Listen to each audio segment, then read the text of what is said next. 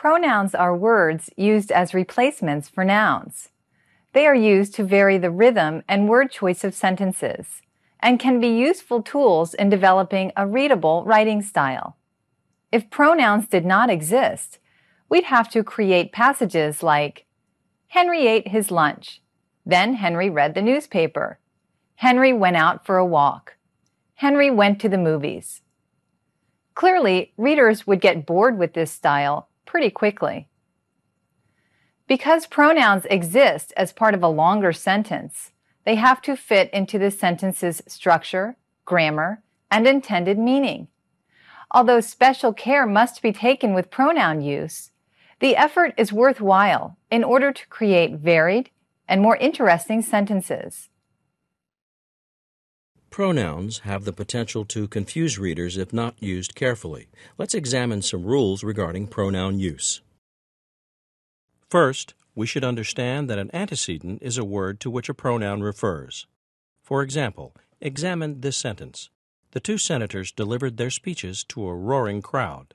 The pronoun is their, and its antecedent is senators. Their refers to senators. Observe this example. The two senators finished the presentation, and the crowd gave them a standing ovation.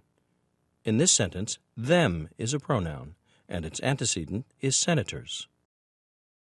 4 main points should be followed with pronoun usage to avoid confusion for the reader. The first point is that the antecedent should be present in the passage or sentence. This guideline may seem obvious, but writers are often tempted to imply or infer the antecedent rather than state it outright. The second point is that antecedents should be in close proximity to their pronouns. Do not allow a lot of language and information to come between the stated antecedent and its pronoun. The third point is that pronouns and antecedents must match up in number. A singular antecedent requires a singular pronoun, and a plural antecedent requires a plural pronoun. The final point for pronoun usage is that pronoun cases or categories of use must agree with the way that the rest of the sentence is constructed. Let's take a look at these rules in more detail. First, writers should be careful to state the antecedent explicitly. Do not allow your sentences or passages to skip this important information. For example, look at the following sentence. The cat decided that she was tired of playing and ate it. This sentence is confusing because there is no antecedent for the pronoun it. Readers need to know what it is. The revised sentence, the cat decided that she was tired of playing with a mouse and ate it, clearly identifies the unfortunate mouse as it. The second guideline in using pronouns is that the antecedent should be reasonably close to the pronoun that is replacing it. If there is too much information between the antecedent and the pronoun, readers may forget the antecedent or become confused about which noun is being replaced. Let's look at this passage. At that time of day there were no people on the beach. The water was lapping at the shore. Sandpipers ran across the wet sand, looking for their breakfast, and pelicans flew low overhead. Although it was empty of people, it had a lot of activity. Too much information and language has been presented between the antecedent beach and the pronoun it. Therefore, the reader can become confused by this sentence. A possible revision is the following. At that time of day there were no people on the beach. The water was lapping at the shore. Sandpipers ran across the wet sand looking for their breakfast, and pelicans flew low overhead. Although the beach was empty of people, it had a lot of activity.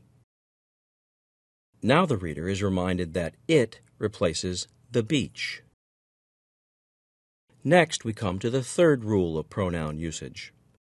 Because a pronoun replaces a noun in a sentence, it must match up to the original noun as closely as possible. As was the case with the earlier situations, inexact pronoun use may cause the reader to become confused or to misinterpret the passage. Take a look at the following sentence. The wind caused the trees to sway deeply. I was sure it was going to fall. This sentence does not make logical sense. The reader expects the singular pronoun it to match up to the singular noun wind. but the rest of the sentence seems to be suggesting trees as the antecedent. When the plural pronoun they is correctly used to refer to the plural noun trees, this confusion is resolved. Writers often ignore this point in a well-meaning attempt to avoid gender bias. In the past, the singular pronoun he was always used to replace antecedents referring to people. For example, a sentence such as, "A student should always bring his book to class," was perfectly acceptable, even if a student was a woman. Today, however, writers would avoid gender bias and would discourage this type of sentence. One attempt to be more inclusive but still ensure that pronouns and antecedents agree in number is to use he or she or his or her, as in, "A student should always bring his or her book to class." However, this approach can become wordy and cumbersome if a number of sentences use he or she and his or her. Therefore, some writers try to correct this problem by using the gender-neutral they and their. However, this revision returns us to the original problem: pronouns and antecedents must agree in number, and the singular "a student" does not agree with the plural their.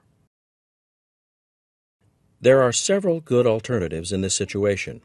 Writers can manipulate the antecedent to make it plural and to agree with the plural pronoun they or their. Writers can use a command or otherwise directly address the reader. Writers can also use the passive voice and avoid pronoun usage altogether. In order to avoid gender bias and to follow the guideline that pronouns and antecedents agree, some creativity is needed, but a number of solutions are usually available. A final consideration with pronoun usage is that the case or type of pronoun must agree with the rest of the sentence. There are 3 pronoun cases or types: the subjective case, when pronouns work as the subject of a sentence; the objective case, when pronouns work as the object of a sentence; and the possessive case, when the pronoun works to show ownership. If a pronoun case is used incorrectly, the entire structure of a sentence can be confusing. A sentence such as, "Henry and me enjoyed a long walk," is incorrect because it uses the objective me, even though this pronoun is acting as a subject. Instead, I, the subject form, is needed.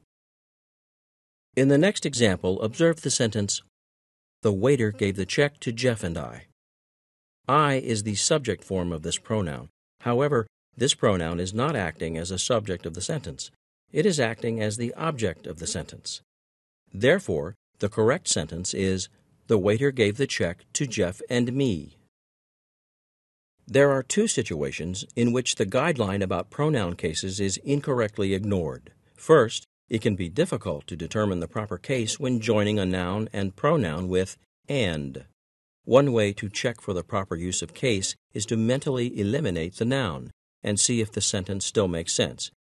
For example, in the sentence, "Henry and me enjoyed a long walk," eliminating Henry and would create the sentence, "Me enjoyed a long walk." Clearly, this is incorrect. However, eliminating Henry and from the sentence, "Henry and I enjoyed a long walk," creates, "I enjoyed a long walk."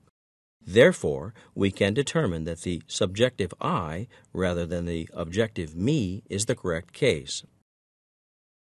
A second problem that arises with pronoun cases is the possessive case, its. The possessive its, without the apostrophe, is often used interchangeably, and therefore incorrectly, with the contraction its with the apostrophe. For example, observe the following sentence. The bus skipped half of its stops. This sentence requires the use of the possessive case, its, for the pronoun referring back to the bus. When the contraction it'' is used instead, the sentence does not make sense. Its with the apostrophe means it is.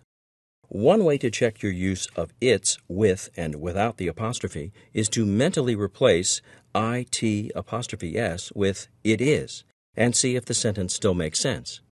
In this example, the sentence would read, "The bus skipped half of it is stops."